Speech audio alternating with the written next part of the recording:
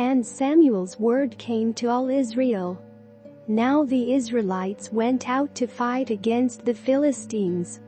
The Israelites camped at Ebenezer, and the Philistines at Aphek.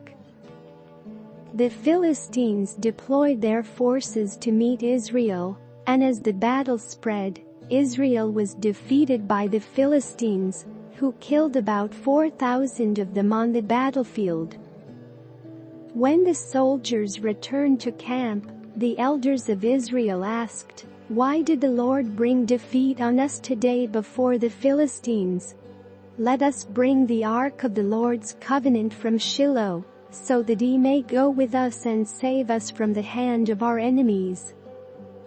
So the people sent men to Shiloh, and they brought back the ark of the covenant of the Lord Almighty, who is enthroned between the cherubim.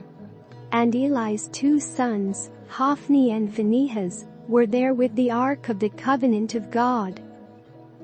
When the ark of the Lord's covenant came into the camp, all Israel raised such a great shout that the ground shook. Hearing the uproar, the Philistines asked, "What's all this shouting in the Hebrew camp?" When they learned that the ark of the Lord had come into the camp, the Philistines were afraid. "A god has come into the camp," they said. "Oh no! Nothing like this has happened before. We're doomed. Who will deliver us from the hand of these mighty gods? They are the gods who struck the Egyptians with all kinds of plagues in the wilderness.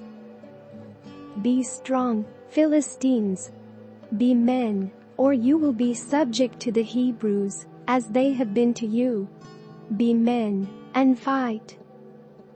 So the Philistines fought, and the Israelites were defeated, and every man fled to his tent. The slaughter was very great. Israel lost 30,000 foot soldiers.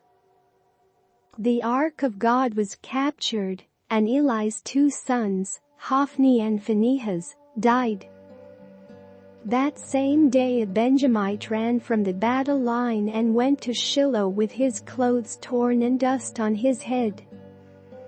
When he arrived, there was Eli sitting on his chair by the side of the road, watching, because his heart feared for the ark of God. When the man entered the town and told what had happened, the whole town sent up a cry. Eli heard the outcry and asked, "What is the meaning of this uproar?" The man hurried over to Eli, who was 98 years old and whose eyes had failed so that he could not see.